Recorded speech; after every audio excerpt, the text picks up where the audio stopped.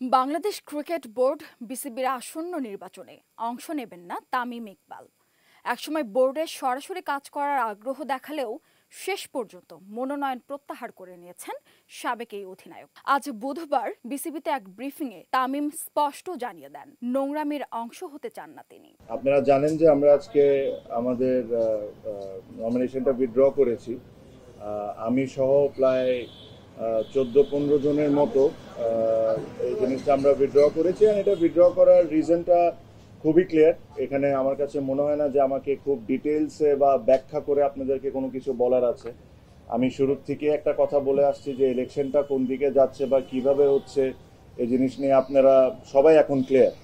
যখন যেমন মনে হচ্ছে, যখন যা মনে হচ্ছে তখন তা করা হচ্ছে। এটা আসলে ইলেকশন না, এটা ইলেকশন না। আর ক্রিকেটের সাথে জিনিসটা কোনো দিক থেকেই মানায় না। আপনারা আই এম শিওর যখন ইসি তালিকা দিবে যে আজকে কারা কারা উইথড্র করেছেন, তাদের নামগুলো আপনারা দেখলেই বুঝতে পারবেন যে তারা সবাই তাদের জায়গা থেকে হেভিওয়েট, তাদের ভোট ব্যাংকও ইটস ভেরি স্ট্রং। এটা হলো আমাদের একটা ওয়ে অফ প্রোটেস্ট, যে এখান থেকে এসে যে এই নোংরামির পার্ট আমরা থাকতে পারবো না। এখানে ধরেন বিভিন্ন ধরনের বিভিন্ন সময় অনেক ধরনের কথা বলা হয়েছে, but end of the day আমি বুঝি নির্মাণের শিল্প, সালাম স্টিল বোঝে ডিউরেবিলিটি। সালাম স্টিল, মোস্ট ডিউরেবল স্টিল।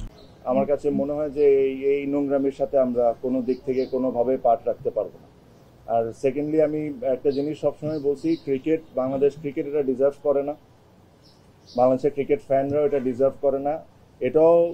এটাও বলে রাখি, আমি জানি না কতজন স্বীকার করবেন কি করবেন না, বাট এখানে আরো অনেকেই আজকে উইথড্র করতেন। তাদেরকে বিভিন্নভাবে বিভিন্ন ওয়েতে বোঝানো হয়েছে বা চাপ সৃষ্টি করা হয়েছে, তাদেরকে করে থামানো হয়েছে। বাট এছাড়াও অনেকেই আজকে উইথড্র করতেন। তাও 15 জন যদি আজকে করে থাকেন, যদি আমি রাইট হয়ে থাকি, এটা একটা সিগনিফিকেন্ট নাম্বার। অলমোস্ট 50% আপনার উইথড্র করে রয়েছে। সো আমি এই বিষয়ে কোনো এক সময় ডিটেলসে আপনাদের সাথে কথা বলবো যে কি হয়েছে কি হয় নাই।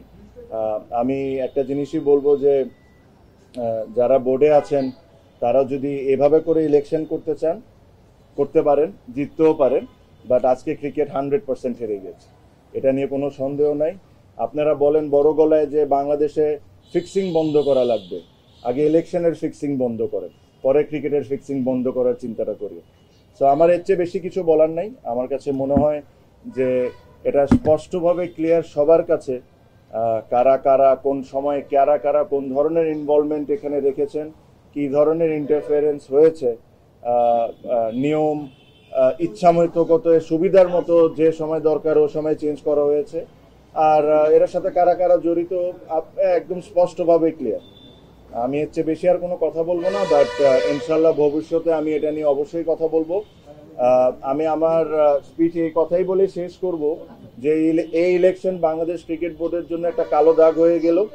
আর এই ইলেকশনের পার্টের সাথে যারা আছে এরা আই এম শিওর তারাও বুঝতে পারেন যে ইলেকশনটা কোনো দিক থেকেই এটা একটা ইলেকশন ছিল না।